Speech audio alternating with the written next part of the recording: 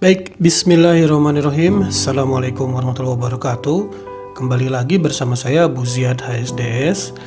Kalau di video sebelumnya kita bahas tentang program emosi, kali ini saya akan bahas tentang keyakinan. Keyakinan itu adalah semacam perasaan pasti atau kesimpulan yang kita anggap pasti, sebuah kepastian di dalam pikiran kita. Pasti di dalam pikiran kita itu belum tentu cocok dengan kenyataan dalam hidup kita. Karena kehidupan nyata belum tentu sama dengan apa yang kita pikirkan, begitu ya. Yang jelas, kalau kita meyakini sesuatu, kita merasa pasti bahwa seperti itulah kehidupan nyata. Oke ya. Untuk contoh konkretnya, saya cerita saja di sebuah pelatihan, saya pernah bertanya kepada para peserta pada saat itu berkaitan dengan keyakinan ini. Saya tanya, dan mungkin Anda juga boleh menjawab saat ini. Anggap saja saya juga bertanya sama Anda. Cari uang itu menurut Anda susah atau gampang? Oke, Anda sudah menjawab. Mungkin secara lisan ataupun di dalam hati Anda ada jawabannya. Cari uang itu susah atau gampang sih? Nah, kalau di tempat pelatihan pada saat itu, sebagian besar mereka menjawab susah. Kalau kita menjawab susah mencari uang, maka hasilnya kenyataan dalam hidup kita kira-kira bakal susah atau bakal gampang? Sebagian besar menjawab bakal susah, Kang, gitu. Mereka juga sudah tahu sebetulnya kalau mereka jawab susah, maka hasilnya akan susah gitu. Itu slogan motivator lah gitu ya. Kalau kita yakin bisa maka pasti bisa. Kalau kita meyakini tidak bisa maka tidak akan bisa. Tapi tahukah kita kenapa bisa seperti itu? Kenapa kenyataan hidup kita kok bisa sesuai dengan apa yang kita yakini? Jadi begini, di dalam pikiran kita itu ada semacam sistem pertahanan diri. Tugas sistem pertahanan diri ini adalah untuk menghindarkan kita dari kebinasaan, menghindarkan kita dari sesuatu yang menyakitkan, atau menghindarkan kita dari yang susah-susah. Dari sesuatu yang susah-susah. Contoh misalnya, kalau Anda nih berangkat dari rumah mau menuju ke kantor, itu ada dua jalan. Jalan yang satu lengang, jalan yang satu macet. Kira-kira Anda mau pilih jalan yang mana? Yang lengang atau yang macet? Pasti Anda pilih yang lengang, betul?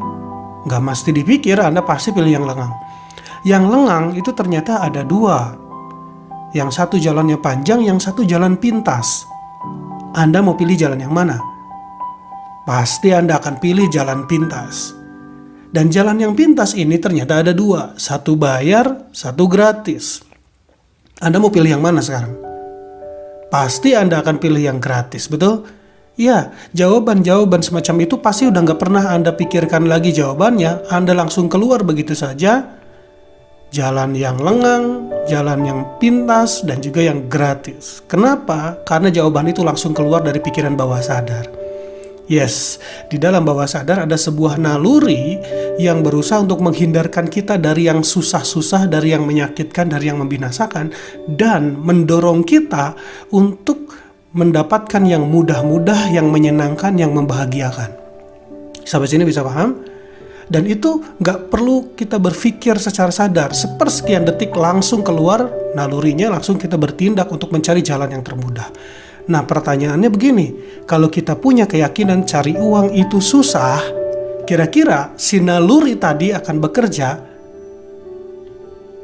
mendatangi uang atau menghindari uang? Tepat sekali jawabannya. Karena kita meyakini cari uang itu susah, maka naluri bawah sadar tadi akan berusaha menghindarkan diri kita dari jalan-jalan untuk mencari uang, dari peluang-peluang untuk menghasilkan uang, dari bisnis-bisnis yang akan menghasilkan uang buat kita. Kenapa? Karena kita anggap susah, kita anggap cari uang itu susah, sehingga bawah sadar nggak mau cari uang, bawah sadar nggak mau menuju jalan ke sana. Bawah sadar akan selalu mengalihkan diri kita dari yang susah dan mencapai atau mendorong kita untuk mendapatkan yang mudah-mudah. Apa sih yang mudah-mudah dalam hidup kita? Contoh, main game, nonton YouTube, Facebookan, internetan, susah atau gampang? Gampang, Anda jawab. Maka kesana lah, nongkrong sama teman-teman susah atau gampang? Belanjain duit atau cari duit, mana yang lebih gampang? belanjain duit, maka bawah sadar kita, ini pun tanpa proses berpikir, akan langsung mencarikan solusi yang mudah-mudah untuk kita. Saat masalah datang, misalkan masalah keuangan, ada dua jalan di depan kita. Satu, kita harus cari peluang baru, jalani bisnis baru, belajar bisnis baru. Yang kedua, kita pinjem duit, kebetulan ada kenalan orang kaya, mana yang lebih gampang menurut Anda? Jangan heran, pikiran Anda secara bawah sadar akan langsung mendorong Anda mencari jalan yang mudah, yaitu pinjam duit bisa jadi gitu. Ya, saya nggak generalisir semua orang karena bisa jadi masing-masing orang punya pengalaman yang berbeda dan keyakinan yang berbeda dalam dirinya, tapi kurang lebih itulah cara kerjanya. Maka jangan heran ketika kita berkeyakinan cari uang itu susah, pikiran kita jadi buntu kalau diajak untuk mikir peluang-peluang menghasilkan uang. Pikiran kita mandek kalau untuk jalanin bisnis baru yang bakal menghasilkan uang baru untuk kita. Dan pikiran kita akan lebih senang diajak foya-foya, diajak untuk bermalas-malasan saat masalah datang. Kenapa? Karena itu jalan yang termudah. Oke, sampai sini bisa paham? Dan ini bukan cuma berlaku dengan cari uang, ini juga berlaku buat anak-anak sekolah belajar di sekolah. Tanya aja mereka, di sekolah itu menyenangkan atau membosankan? Kalau jawabannya, sekolah ini membosankan, wajar kalau dia nggak betah lama-lama di sekolah. Wajar kalau dia berangkat ke sekolah tuh kaki tuh terasa berat gitu. Kalau saat sedang duduk di kelas, ya memperhatikan guru mengajar, mata tuh dibikin berat. Kenapa? Bawah sadar akan melakukan segala macam daya dan upaya untuk menghindarkan kita dari sekolah. Dulu kita sekolah kan, ada mata pelajaran yang nggak kita sukai. Bawaan itu pengen ke toilet terus. Kita mungkin duduk di situ, tapi pikiran kita ngelangkur kemana-mana. Itulah cara-cara bawah sadar untuk menghindarkan kita dari proses belajar mengajar di sekolah dulu. Jadi bawah sadar akan selalu menghindarkan kita dari yang susah-susah. Ya buat yang belum punya jodoh, misalnya buat yang belum punya jodoh. Sekarang pertanyaannya begini, cari jodoh yang setia dan soleh atau soleha di zaman sekarang susah atau gampang? Nah, jawaban Anda itu akan menentukan bagaimana pikiran bawah sadar Anda bereaksi. Apakah dia akan semangat untuk mencari jodoh atau dia malas untuk mencari jodoh? Orang yang punya traumatis pernikahan di masa lalu, misalkan dia menikah, tapi dia disakiti dalam pernikahan itu, kemungkinan besar dia akan malas untuk menikah lagi kalau dia punya keyakinan yang negatif terhadap pernikahan itu sendiri. Oke, nah saya kasih tahu di sini. Contoh tadi kasus cari uang. Uang itu sebetulnya sifatnya netral. Ya, sekolah sifatnya netral. Ada orang senang matematika, ada orang nggak senang matematika. Matematikanya netral, nggak susah, nggak gampang. Karena akan selalu ada orang yang nggak suka matematika, akan selalu ada orang yang suka matematika. Akan ada selalu orang yang menganggap cari uang itu susah, dan ada juga orang yang menganggap cari uang itu mudah.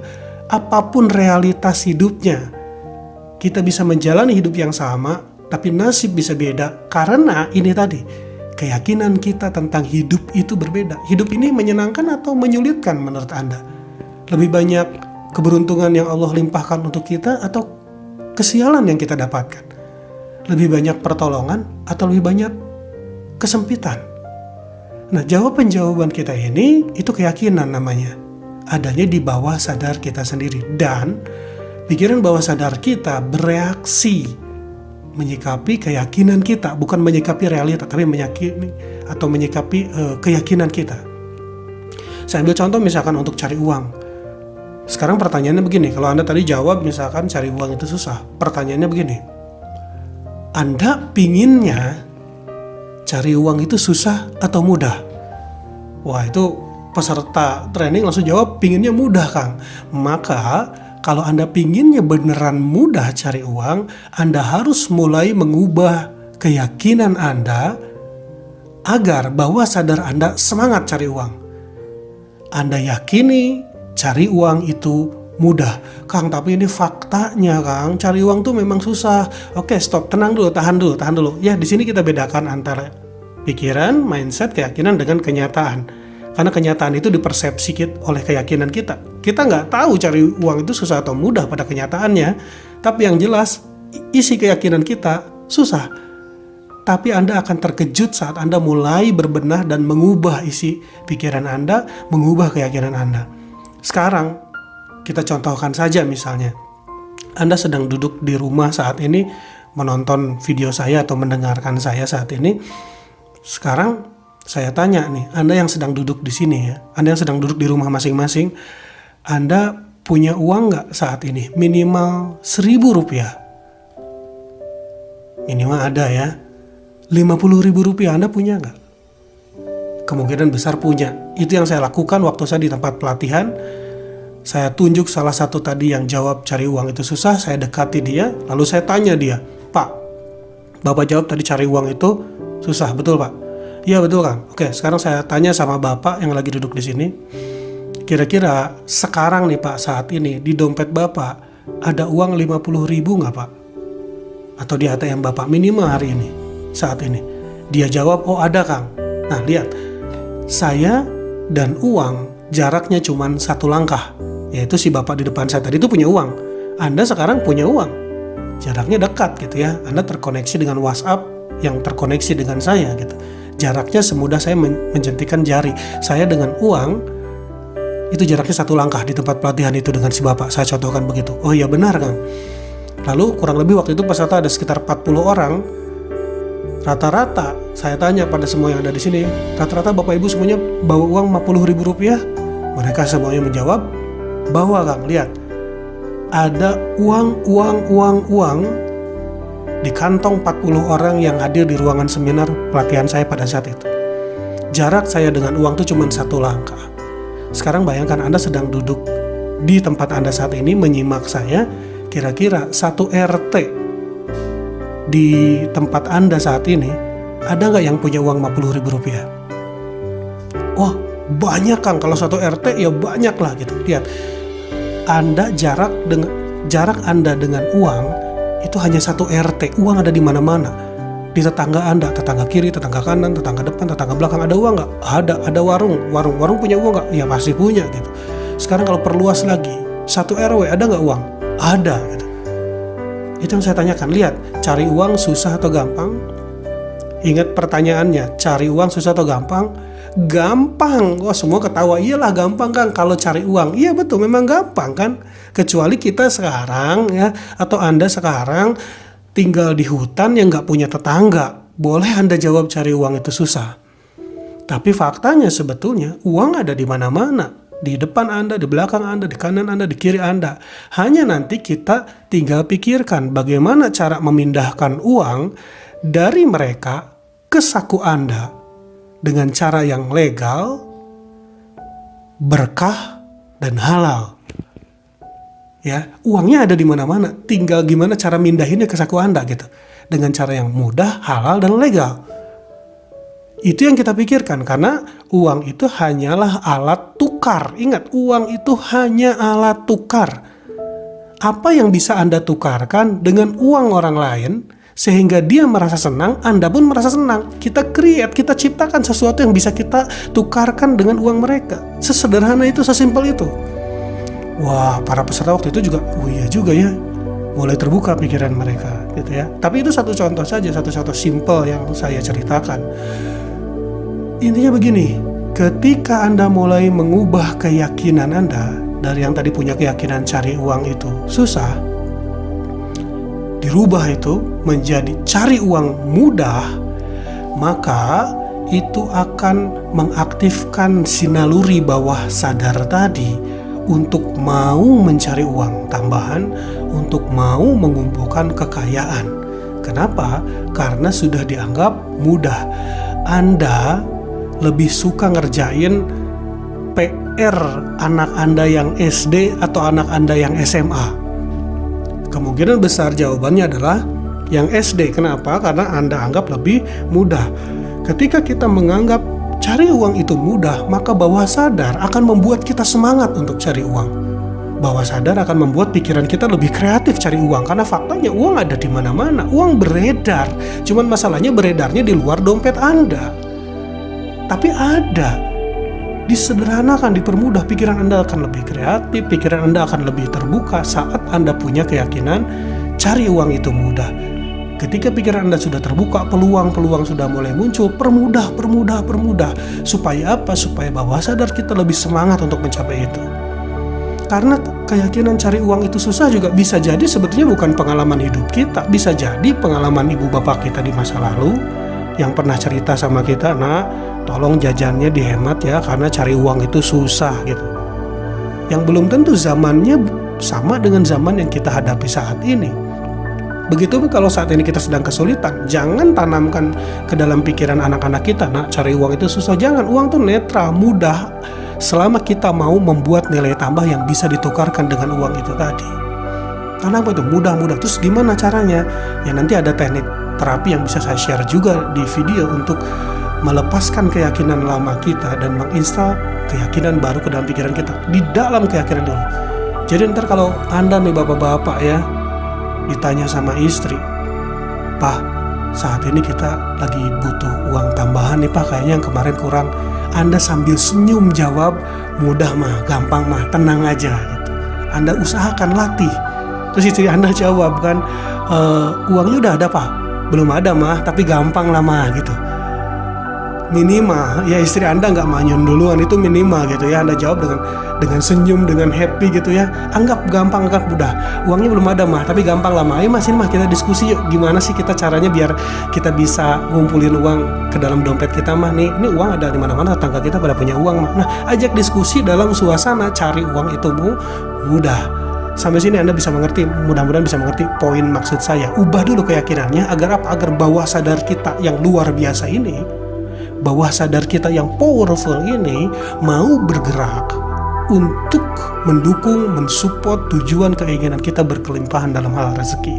Gampang, mudah. Bahkan kalau di dalam Islam, semudah Anda mengangkat kedua telapak tangan dan meminta kepada Allah, "Ud'uni astajib lakum." Doa kepada aku, pasti akan aku kabulkan.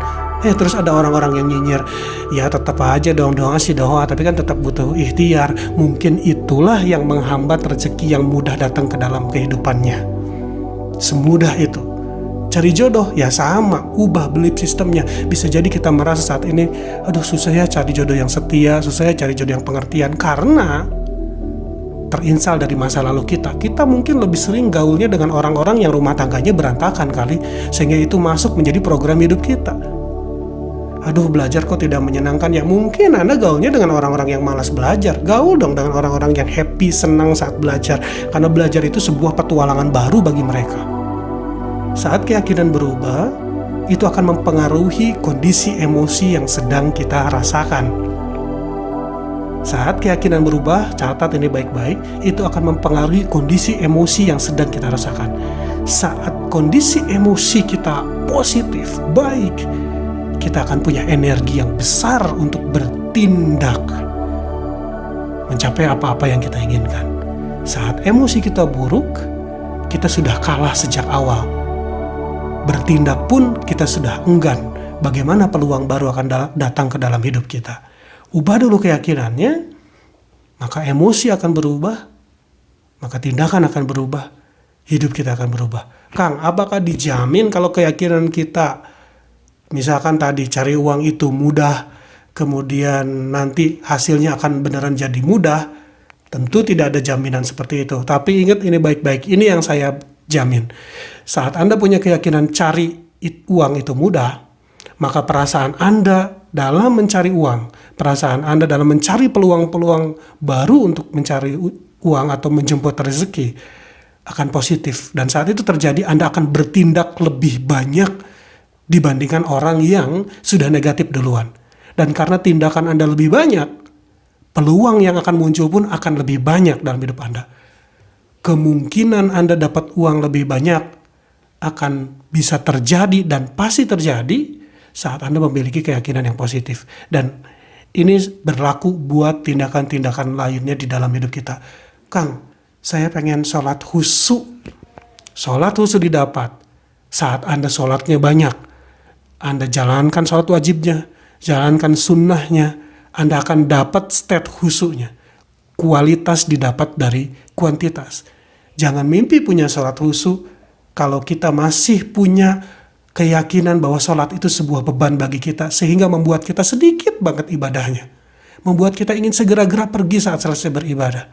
Feel-nya nggak dapat, upayanya nggak terlalu banyak. Jangan berharap kualitas yang lebih baik. Ini dulu tentang keyakinan, dan nanti kita akan bicara tentang keyakinan lagi di video-video berikutnya. Terus saksikan Dan mungkin nanti pun akan saya bagikan teknik-teknik bagaimana cara untuk mengubah kondisi emosi yang memungkinkan saya share lewat video tentu saja. Dan juga bagaimana cara mengubah belief system keyakinan yang ada di dalam pikiran bawah sadar kita. Terima kasih, sekian. Assalamualaikum warahmatullahi wabarakatuh.